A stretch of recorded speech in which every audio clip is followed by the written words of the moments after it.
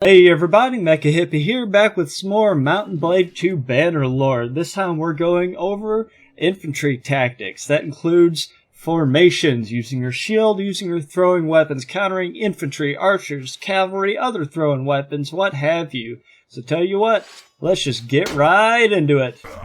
Are your troops getting shot by arrows? Why aren't they defending themselves? I'll tell you why. It's because I have them in a line formation. In line formation, they just won't put their shields up. Put them in a shield wall, they'll put the shields up. Put them in a circle, they'll put the shields up. Put them in a square, they'll put the shields up. And those latter two, the guys on the outsides will also face the outsides. Better for being surrounded, but they're getting hit in the back from one direction. If it's just one archer unit, always in a shield wall. There's no other formation that'll allow you to keep your troops with the shields up. So why wouldn't I always just keep my troops with the shields up, you know, protect against arrows, just in case? Well, a lot of times you're going to be going supporting friendly infantry, trying to get a flank, trying to get a hilltop, you know, a lot of places you need to be, and there's some sort of urgency to it. So if I take off running, my guys are going to keep the shields up. They're not going to be as fast as me. Moving back into a line formation, now they're booking it. Now we can get places. We just gotta watch these archers. Once they start firing, shields back up. Alright, now how do I actually kill these archers? It's really pretty simple. There's not much to it. I'm gonna tell my guys to advance. I kind of want to stay in formation as long as possible. Don't get too pumped up. In fact, if I have my guys spread out a little bit, it can help me engage more of the enemy quicker. Just gonna tell them to charge. Unlike in normal melee, I'm keeping my shield wall up. That'll keep as many shields up as possible because we still have a lot of archers firing. Besides that, just get close and charge. There's really not much more you can do to make this more effective. For those of you who don't know, if you want to change the shape of a formation, hit F1, it'll bring up this flag. Now drag from left to right. That will allow you to change the shape of the formation to pretty much whatever you desire. Now if I were to go from my right to left,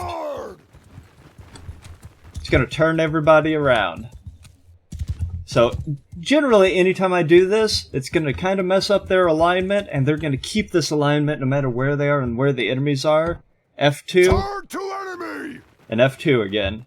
That'll cause them to face the enemy and keep that orientation as the enemy moves. Alright, now I want to talk about utilizing infantry with throwing weapons. So coming towards me is another such group of infantry, so I'm going to do a few things to counter them. First, I'm going to set them into a loose formation, and then I'm going to spread them out as much as possible while still getting everybody within throwing range of where they're going to be coming. Now, if you watch my archery video, you'll know that only the front two ranks in a loose formation or the front rank in any other formation is able to fire. So by spreading them out, I'm able to mitigate the effectiveness of incoming enemy fire and maximize the amount of fire going out from my guys. Fire at will! So what you notice is they got a little bit stuck there. That's why I went hold fire, fire at will. That kind of gets them out of that state and gets them all throwing. So my fire going out is going to be a lot more effective than theirs because they are just a lot more grouped up. And I'm probably going to win this fight before they even get to me, even though we were equally matched to begin with. Once we start getting into melee, you're going to want to hold fire and attack, otherwise you'll have a lot of people kind of standing around in the back lines. These guys are still picking stuff up, but you can't help that. They'll kind of stand around in the back lines, not sure whether or not they should throw, charge, what have you. There's an alternative strategy that doesn't work with these guys because they have such small shields, wherein you basically just sit there, put them in shield wall, and eat all the incoming enemy fire, wait until they get closer, and then throw all of yours. You just have to make sure two things. First, that you can get all of your projectiles out, maximize their effectiveness before the enemy hits you in melee, because you're always going to have to charge once that's the case. And you also want to make sure you're not taking too many losses, otherwise you have a lot of people just dropping the javelins on the ground with their dead body. That is the case with these guys. With their small shields, I would have lost would have lost half my troops before they ever ran out of projectiles, so I just wanted to return fire immediately. Alright, now I have a group of enemy infantry approaching me that are not going to throw anything, they're just charging. So let's say I don't want to engage these guys. They're going to throw, I can tell them to follow me, or just go to a backwards position. What you'll see is they're running, turning, firing. Hold fire! If I want them to actually get away, I've got to tell them to hold fire. That way they'll put away their javelins eventually and actually book it. Since they're in a shield wall position, I'm going to outrun them because my guys are running faster. Get a little bit of distance. Tell them to fire again. Maybe get another volley out. Get a few going out.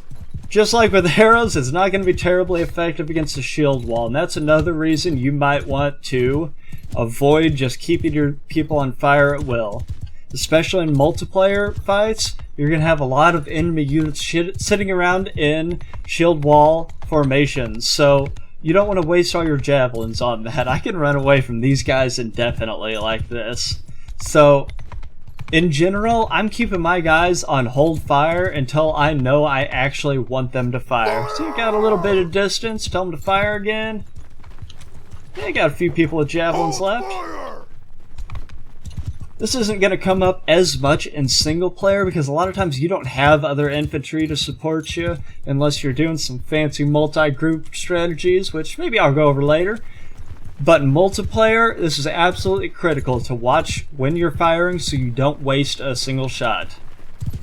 Alright, now on to anti-infantry tactics. So right here, I'm up against the same sized unit of the same troops. How do I win this fight? Well, after way too much testing, which is the reason this video has been delayed way longer than I was hoping, I think I got the answer. The entire idea here is to get your troops to be wider than the enemy formation.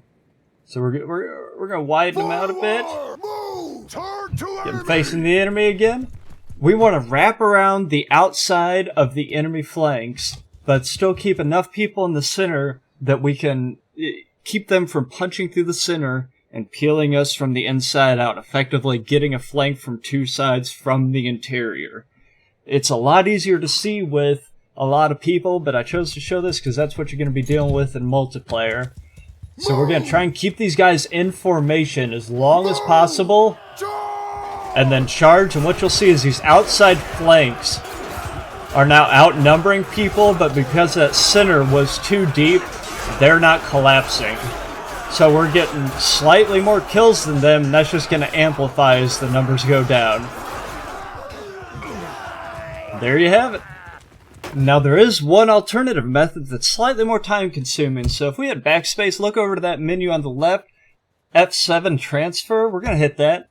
And this allows us to split groups even of identical units. So we're going to drag this down to half, and that'll assign to Unit 2 here half of our units. So Group 2 over there, Group 1 over there. Everyone, attack! Now we have everybody charged, and what we're getting is basically an automatic flank. It's going to generally split up the units a little bit. But now these guys are outnumbering them. These guys getting a little bit outnumbered just because of an even split. I don't like this strategy. It's tricky to use in this specific circumstance, but it's a handy tool to have in general. In this case, it requires a lot more micromanagement that you could otherwise devote to just keeping one unit in a good position, formation, alignment, all that. But it is something to keep in mind if you're ever needing to engage multiple units, or maybe you need to send one unit off to engage with some archers, distract them, anything like that. One more thing, you're always going to want to make sure that you charge and don't just keep them in a shield wall formation. If you're in a shield wall, it's going to slow down their movement. It's going to keep them from getting onto the enemy effectively, and if you're just sitting in formation like this, it's gonna end up with a lot of people standing around not doing much, and you're gonna end up with the enemy just trouncing you. Now, if you're against horse archers, there's not much you can do with infantry.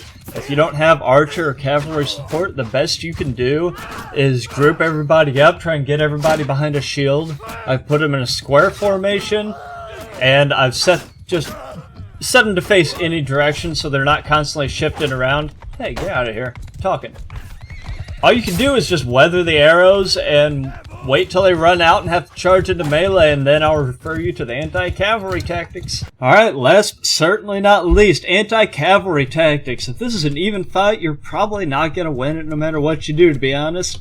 But there are a few things we can do to mitigate it. I'm going to bunch everybody up as tightly as I can. Take a hill, charge. You have to charge. If you personally can distract some horses, all the better. My people are getting split up. I'm going to group them back up, charge again, and I'm basically just going to rinse and repeat that. If they're charging, they're getting split up, but if they're not charging, they're not swinging. Bunch them back up, charge again. And that's the basic idea. It's time consuming, it's annoying, shouldn't have to be this way, but that's the way it is, so this is really the best you can do. Now I see a lot of people that try this approach. They just want to put their people in a square and just wait for that cavalry to hit. It should work. It doesn't. It just simply doesn't. You've got a lot of people. See, they're trying to get back in formation. There are units there they could be hitting, but they're simply not. They just don't do a whole lot of swinging. So you're not going to get any kills. You're just going to have cavalry just repeatedly circling around, charging. We have cavalry sitting there in the middle of our formation, and they're not stabbing them because they're behind them. They're looking the wrong way. Don't do this. This won't work. Alright, that's all I have for infantry tactics. So if that's all you were here for, this would be a good time to drop out. I want to know what you guys want to hear next. I could go to cavalry tactics, mixed unit tactics, some weird strategies for campaign. I've heard people suggest that we go over individual nations in the multiplayer gameplay, but you know, I've received a lot of feedback and a lot of support just based on that one Archer tutorial video I made. So I want to hear what you guys want. So I'd really appreciate it if you guys left a like and subscribe. I'm just trying to get this YouTube channel going with some tutorials, gameplay, all that. So any support you guys have, I'd really appreciate. Until then, I'll see you around.